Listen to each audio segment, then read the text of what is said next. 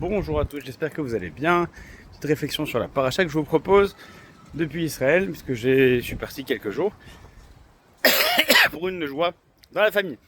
Alors regardez, dans les premiers mots de la paracha, on nous dit Me'et kol ish hashay de nevelibo, tikro et terumati. C'est-à-dire que Dieu demande d'organiser un prélèvement, un impôt, qui sera organisé dans non seulement dans tout le peuple et dans toutes les familles, mais pour chaque personne. Med kol ish hashay de nevelibo, de toute personne dont le cœur voudra donner, tikro et terumati, vous prendrez donc mon prélèvement. Ce que de nombreux commentateurs soulignent, c'est que terumati, c'est mon prélèvement. On aurait pu dire tout aussi simplement, tikro et terumatrem, vous prendrez vos prélèvements. C'est votre impôt. Vous allez prélever mon impôt ou votre impôt. En gros, la question c'est est-ce que le terouma, le prélèvement qui a été demandé, c'était un impôt qui a été dirigé pour Dieu ou c'est un impôt qui était dirigé vers les gens? En fait, quand on donne un impôt à l'État, est-ce qu'on donne un impôt pour soi ou est-ce qu'on donne un impôt à l'État? On pourrait répondre très simplement, ça touche quasiment à une question politique, à savoir, est-ce que je suis d'accord que mon argent soit dépensé ainsi, et sachant que l'argent que je donne à l'État par le biais de mes impôts, c'est pas moi qui décide de la proportion, et c'est une vraie question, notamment aux entreprises qui débutent, d'arriver à pouvoir payer leurs employés alors qu'une partie va à l'État, etc. C'est pas moi qui décide de la répartition des impôts, et est-ce que vraiment j'ai le choix de ça? Alors on pourrait bien sûr répondre d'un autre côté, bon, tu ouvres ta compagnie en France, donc tu respectes les règles françaises et puis c'est tout. Donc est-ce que c'est mon prélèvement ou est-ce que c'est le prélèvement de l'État?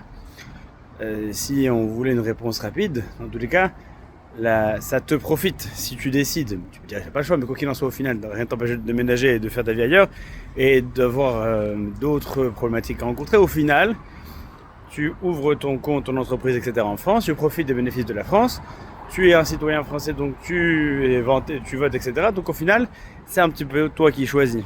Donc au final, c'est terumatra, c'est-à-dire c'est ton prélèvement. Tu sois content ou pas, quoi qu'il en soit, le prélèvement, à la fin, il est pour toi, c'est toi qui bénéficie.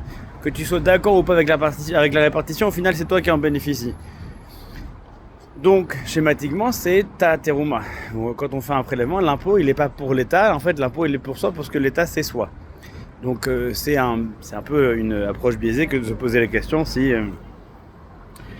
l'impôt, on le donne à soi ou à l'État, puisque lorsqu'on donne à l'État, par voie de conséquence, d'une certaine mesure, on le donne à soi pour ses ponts, pour sa sécurité, pour la stabilité des roues, bref, ce que vous voulez, pour la structure de la société.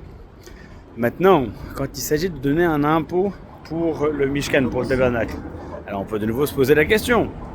Lorsque on va prélever un impôt qui va servir, notamment, par exemple, si je prends le Machatzit Shekel, le demi-cycle d'argent, qui va servir pour les sacrifices, qui va servir à nourrir une caisse, qui servira aux sacrifices globaux. Donc en fait, on va faire un sacrifice qui correspond à tous, et donc dans cette mesure, le prélèvement, on va le faire pour soi, puisque au final, ça va me bénéficier, comme ça bénéficie à tous, donc ça bénéficie à moi aussi. Donc, tikru et terumati, vous prendrez ma teruma, mon prélèvement. Est-ce que ça veut dire que c'est le prélèvement de tous qui est dirigé vers moi, ou est-ce que ça veut dire que c'est mon prélèvement? C'est encore une question qui reste à débattre. Une des approches que vous pourrez offrir, si vous m'avez suivi jusque-là, c'est que la petite particularité de cet impôt, c'est Me'et kol ish hashay de nevelibo. C'est l'impôt qui devait être prélevé de toute personne dont le cœur souhaite donner. Ça veut dire quoi? Ça veut dire que la particularité de cet impôt, c'est que c'est un impôt qui est volontaire. Et en fait, de savoir si l'impôt bénéficie à l'individu ou à la collectivité, et si l'impôt bénéficie en tant qu'individu par le biais de la collectivité, n'est pas la question la plus probante et la plus intéressante. C'est ce qui est ici. Comment est-ce qu'on distingue l'impôt qui est terumati, l'impôt de Dieu, et non pas l'impôt des hommes? Eh bien, c'est la manière de donner. Quand une personne donne pour faire bénéficier à la collectivité, mais il le donne avec le cœur, alors c'est un prélèvement divin, dans le sens où l'homme agit avec un intérêt qui est proche de celui que que Dieu a pour les hommes. Donc on peut dire que vous allez donner mon prélèvement, non pas le prélèvement qui m'intéresse ou qui me donne ou qui m'honore, etc. C'est le prélèvement que moi j'aurais pu faire. C'est mon prélèvement dans le sens où la personne donne de la manière dont Dieu donne. Mais et kol ish asher devenu libo, vous prendrez de toute personne dont le cœur veut donner. Et ça, une personne qui donne aux autres, même s'il en bénéficie, une personne qui donne aux autres avec le cœur, une personne qui donne volontairement et avec engouement, avec empressement, cette personne-là est une personne qui se comporte de manière à honorer la partie divine qui se trouve à l'intérieur de nous.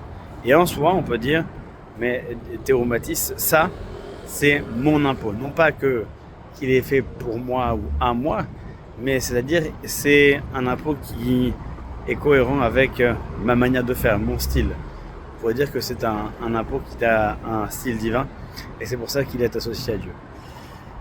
Eh bien, Shabbat Shalom à tous, et c'est l'occasion de parler des impôts divins d'une autre manière.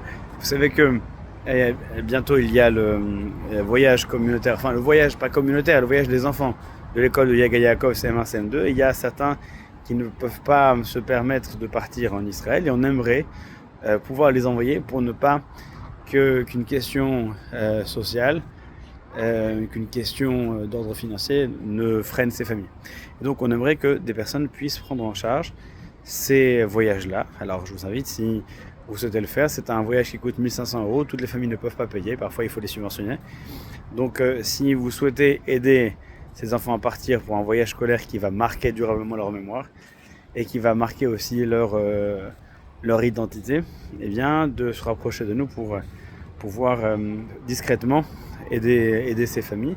C'est la fête de Purim qui arrive aussi, on n'a quelques dépenses. Si certains veulent prendre en charge une partie de la fête de Purim, par exemple, ou l'atelier de la reconstruction du Beth Amikdash en Lego, eh bien qu'il en soit également béni avec grand plaisir. Shabbat Shalom à tous et à très bientôt.